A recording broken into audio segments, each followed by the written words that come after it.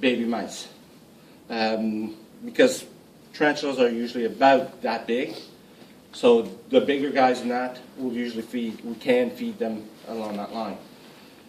The other ones that we have, as invertebrates goes here, is these guys. They're the funny things. People find them the grossest things. But these are probably the safest animal to have at the zoo. It will not bite you, it will not claw you, it will not try to dismember you. It will just try to run away from you. These are Madagascan hissing cockroach. If you ever watched Men in Black, the movie, yeah. At the end when he's breaking up and like all these cockroaches are coming out, Yeah. these guys, because they're relatively big. Now, you will not find them in garbage containers in New York. These guys are truly like our Madagascar. They're more forest cockroaches. They tend to live better in that. They don't do very well in our climate because they require a little bit more warmth. Now,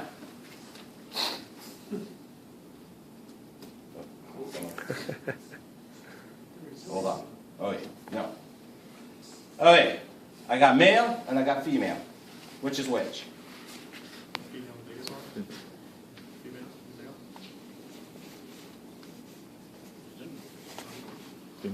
male. Obviously, the other way around.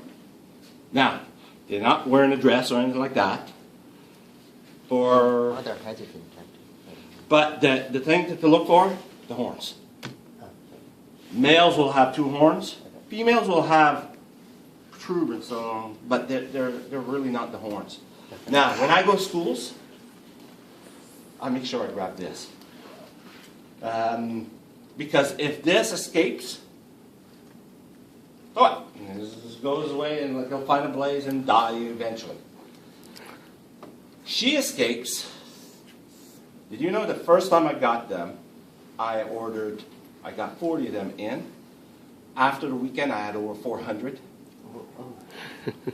Females will give birth to about 30 to 40 babies at once. And that's not good if I bring that to schools. So I never bring these. I always bring the males. The males will do...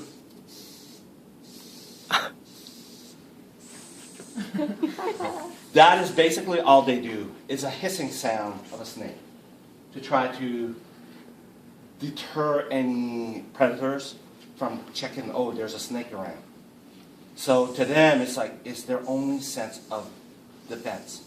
Otherwise than that, they're really not dangerous at all. So that's why they have a lot more ways of defending themselves than trying to.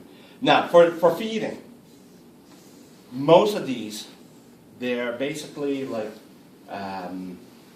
matter, like plant matter. So what we feed them, basically, it's almost like a chicken feed that we'll give them, which has a lot of the minerals and vitamins that they need to grow. And then the other thing is, we'll have this kind of like gel. It's water gel that we give them. The reason that we give them this is where they get their water. Because if you give a bowl of water, first years I've trying to do that, I always found like a lot of them drown. Because they'll go in, they'll fall in, and then all of a sudden they can't get out. But with this, at least they crawl, they can kind of get the moisture off of it, and then they're fine for keeping them. Now in there, we'll usually leave like, this is one of the small colonies. We got major colony in the back of the room of the Ecodome. And this is for the education people. Now for them, for once in a while, we'll take out the dead ones. I can't find any right now. She must have cleaned them. Yeah, this is a dead one. This is a small one. Oh, there's one here right there. Yeah, there's a couple that she hasn't cleaned. Okay. Yeah, right. Yeah. But what happens also, if you look, there's not much legs on them because they'll also, like the other ones, will chew on them. So they'll get some of the minerals that they'll require for their own. Now, from time to time, you'll look in, and then all of a sudden you'll see a white one, and you think, oh, I got a rare albino one. They're molting. Every time, these guys, they shed and they grow. They shed and they grow, and they shed and they grow. And that when they shed, they're pure white. And within a few hours, they turn black again. So it's some of the things that I've discovered over the years. Now, as inverts, that's basically what we have here at the zoo right now.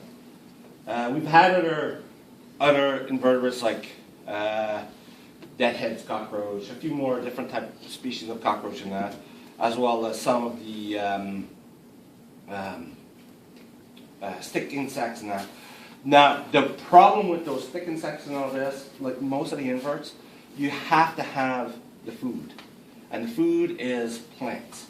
And plants means greenhouses. So you got to have a group, like if I was to build an proper insectary, I would have to have a greenhouse attached to it so that I can have the food always on hand. And that was basically what was happening for me, like for the years that we had different types. What was happening, we were doing well for the summer, but then as soon as the fall and the winter hits, then it was like, oh, there was no more leaves. So what do I feed these guys? And I'd be literally running out of food. And it's usually the worst was around January, February. That's when everything I had stored, gone, and then all of a sudden it's like. Now, as reptiles go, it will depend on the species of reptiles.